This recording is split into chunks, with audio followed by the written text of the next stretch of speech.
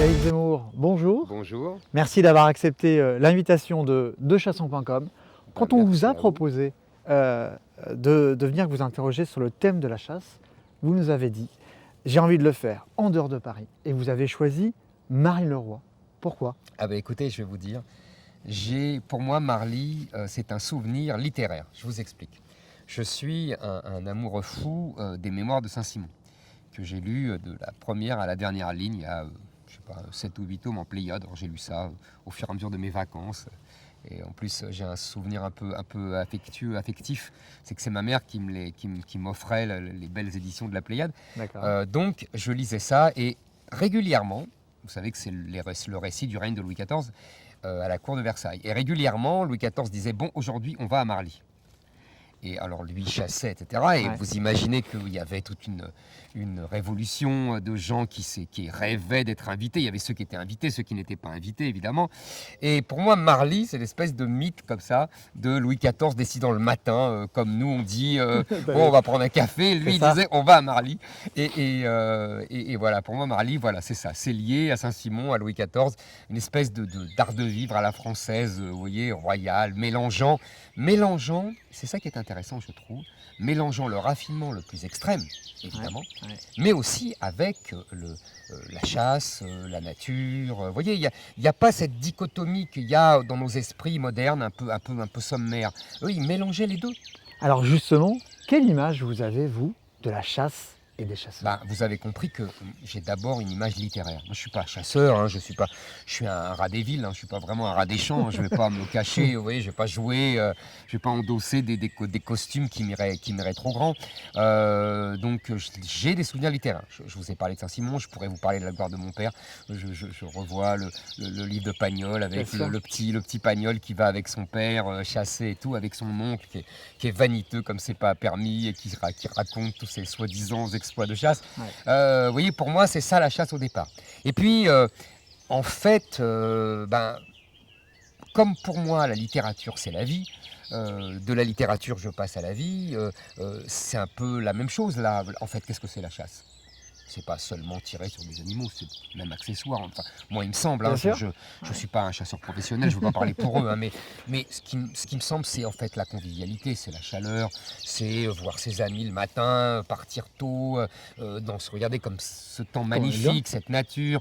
C'est ça, je pense, hein, et puis rigoler, discuter, et puis transmettre, emmener son fils, oui, son petit-fils, oui, la gloire de mon père. Pour moi, la chasse, c'est tout ça. Le contact avec... Alors, je vous dis à la fois la convivialité fraternelle très française, oui, et cet ancrage dans quand même la nature. Vous voyez, on ne perd pas de l'œil d'où on vient. Vous parlez de transmission. Il y a 5 ans, quand on avait interrogé Yannick Jadot sur le thème de la chasse, il nous avait parlé de son grand-père. Il nous avait dit que c'était le passe-temps de son grand-père d'aller chasser le week-end. Et pourtant, il y a 10 jours, volte-face, il propose d'interdire la chasse le week-end et pendant les vacances scolaires. Vous savez, Jadot a un gros problème, c'est qu'il a gagné de très peu la primaire contre Sandrine Rousseau, et que donc il va être obligé, ça c'est leur logique de parti, c'est toujours la même chose, surtout à gauche, mais en général dans ces logiques de parti, il va être obligé d'appliquer le programme de Sandrine Rousseau et de défendre le programme de Sandrine Rousseau de son adversaire. C'est un classique partisan, j'ai été journaliste politique pendant des années. Et donc je le plains, parce qu'il va être obligé de dire le contraire de ce qu'il pense vraiment, puisqu'il va être obligé de dire ce qu'a dit son adversaire. Bon, ça après tout c'est leur problème, mais... C'est stupide, évidemment, ce qu'il dit, comme si les chasseurs n'étaient que des retraités ou des chômeurs et qui ne travaillaient pas. Alors qu'en fait, il y a, je crois, 65%, 70% des chasseurs qui sont des actifs, tout bêtement. Et que, en vérité, interdire la chasse le week-end, c'est interdire la chasse. Donc évidemment, c'est une proposition stupide et complètement démago. Et je vous dis qu'il répond à des logiques partisanes plus qu'à des logiques de réalité. Est-ce que vous pensez que les chasseurs ont un rôle important à jouer pour la nature? Ah, moi, je pense qu'ils sont même je sais pas moi, des défenseurs majeurs de la nature. Ils surveillent l'état des endroits où ils marchent, tout bêtement. Bien sûr. Ils voient, ils plantent des haies, ils surveillent les chemins, vous voyez, et puis tout simplement, soyons cyniques un moment. Les chasseurs veulent avoir du gibier. pour qu'il y ait du gibier, il faut qu'il y en ait. Bien sûr. Donc ils ont tout intérêt à protéger le gibier, justement. On est Donc à d'accord. protéger la diversité, la richesse des animaux. Enfin, vous voyez, ça me paraît d'une logique imparable. C'est le contraire de ce que disent les écologistes. En fait, je dirais les chasseurs, si j'essaie d'employer un néologisme, sont des grands écologues, quoi. C'est eux qui sont là à gérer au jour le jour la nature, vraiment, comme les éleveurs, comme les agriculteurs. Vous voyez, tous ces ennemis des écologistes. Alors, on dit effectivement, les chasseurs pensent que ce sont des écologues. C'est pas le cas des écologistes, mais c'est pas le cas de toute une partie de la classe politique. Et récemment, on a beaucoup parlé des chasses traditionnelles. On a dit du président Macron qu'il cajolait dans le sens du poil les chasseurs. Pourtant, il a mis quand même 2 ministres totalement anti-chasse. Ça vous évoque quoi, vous, les chasses traditionnelles? Et puis un peu cette posture, en fait, qu'a fait un peu ce en même temps d'Emmanuel Macron. Il y a plusieurs choses dans votre question. Il y a d'abord, effectivement, le en même temps d'Emmanuel Macron qui s'applique à tous les domaines, qui devient insupportable, qui, je pense d'ailleurs, si vous voulez, au début était la marque, enfin a été pris comme la marque d'un esprit un peu subtil, vous voyez, qui peut comprendre, après tout, qu'un sujet n'a pas une seule solution, qu'il peut avoir des nuances, je peux comprendre intellectuellement, mais qui est devenu l'artifice absolu et qui est devenu comment vous dire, le prétexte d'une inaction permanente, et vous voyez, et d'une tergiversation permanente. Donc ça, c'est pour Emmanuel Macron. Maintenant, pour les chasses traditionnelles, je vous avoue que même moi, je me suis laissé prendre. Je vous dis ça parce que j'en ai discuté avec des chasseurs et j'ai reconnu, honnêtement, je leur ai dit, vous voyez, je comprends comment les gens se font endoctriner pour tous les sujets. Moi, pour mes sujets que je connais bien, où j'ai lu vraiment beaucoup de livres, etc., je ne me fais pas avoir. Et puis pour les sujets que j'ignore, par exemple les chasses traditionnelles, eh ben, on entend le bruit médiatique, on se dit, oh là là, c'est cruel, et bêtement, on répète, c'est cruel. Et je leur ai dit, même moi, j'ai dit, bah oui, je pensais que, vous voyez, la chasse à la glu, la fameuse chasse à la glu était cruelle, parce que j'avais entendu, et comme je n'y connaissais rien, je reconnais honnêtement, et bah bêtement, j'ai dit, ah bah oui, la chasse à la glu, c'est pas bien. En fait, on m'a expliqué, etc. C'est idiot ce que je disais, et ce que tout le monde dit. En vérité, ça n'a rien de cruel. D'abord, c'est une chasse vraiment traditionnelle, archaïque, même j'allais dire, qui est le produit de l'inventivité humaine.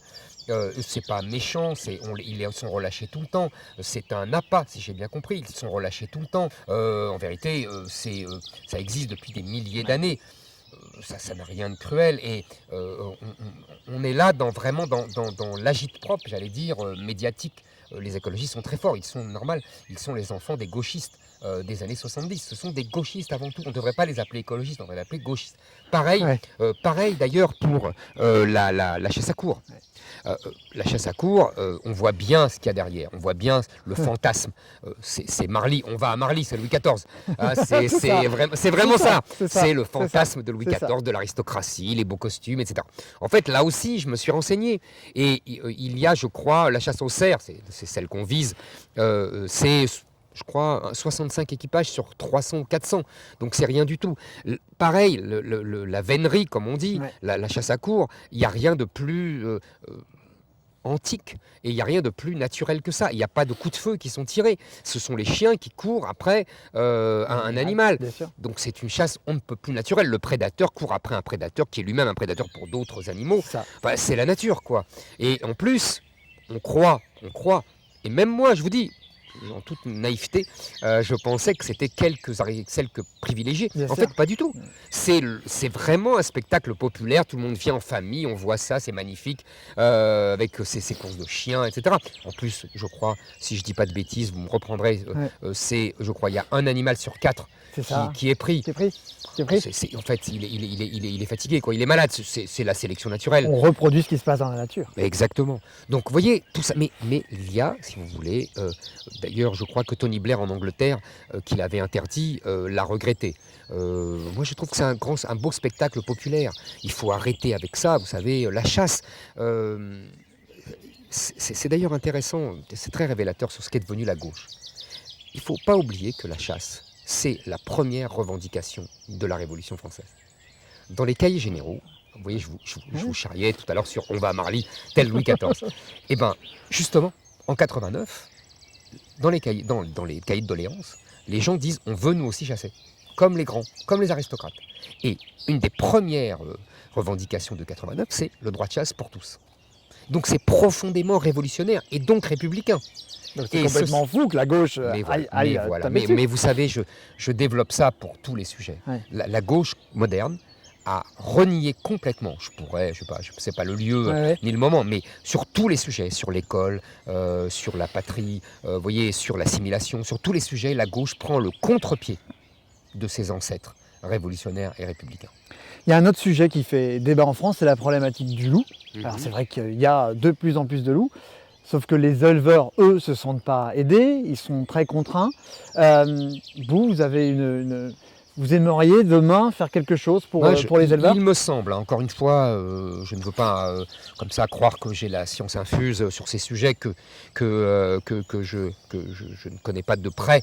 Mais il me semble que remettre le loup, pourquoi pas. Ouais. Maintenant, il faut permettre aux éleveurs de gérer cette prolifération de loups.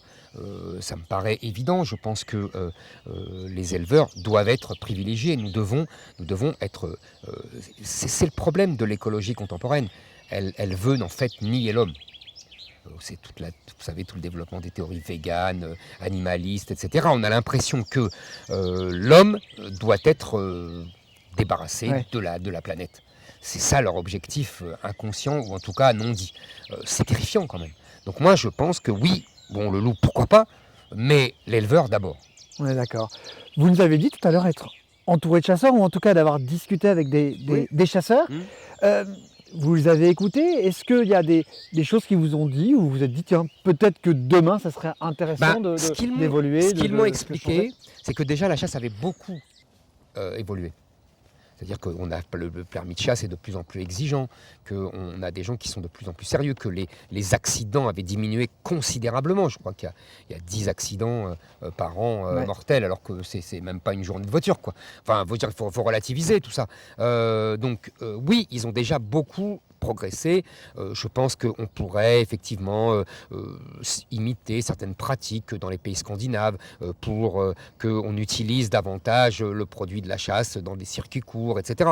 Je trouverais ça bien, ça va tout à fait dans le sens. Des modèles un peu européens qui fonctionnent en fait. Exactement. Okay. Voilà. On peut toujours améliorer, mais franchement, il faut cesser de vouer aux gémonies la chasse. Mais vous savez, je pense que c'est dans un cadre global. En vérité, les Verts sont à la pointe de ce combat-là, mais tout le camp qui se prétend progressiste est dans le même sac. Ils veulent détruire toutes les traditions françaises et populaires. Il y a un mépris du peuple et un haine de la France qui transparaît dans toutes ces actions. Je vous rappelle les bêtises des maires verts qui critiquaient le Tour de France, le sapin de Noël. Vous voyez, on a pris ça pour du folklore. C'est des bêtises. On dit tous des bêtises. Mais c'est révélateur de leur mentalité. Ils détestent tout ce que le peuple aime. Vous m'avez justement devancé pour notre dernière question. Depuis plusieurs années, les chasseurs, les pêcheurs, les bouchers, les gens qui mangent de la viande sont attaqués par des courants antispécistes qui viennent bien souvent de financements étrangers. C'est quoi votre approche par rapport à ces courants? Alors, philosophiquement, il y a politiquement. Philosophiquement, ces gens-là sont à combattre. Ce sont, je vous dis, des ennemis de l'humanité. Ils veulent éradiquer l'humanité. Leur ennemi, c'est l'humain.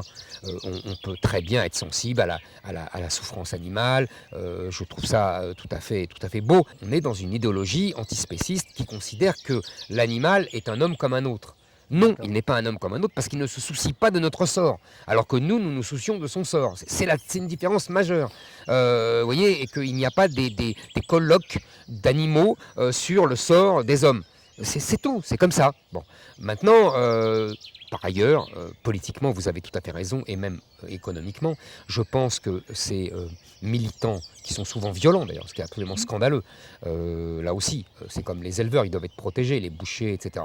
Mais au-delà de ça, je pense que ce sont, oui, les idiots utiles, voire les agents de l'industrie chimique qui prépare la viande de synthèse, etc.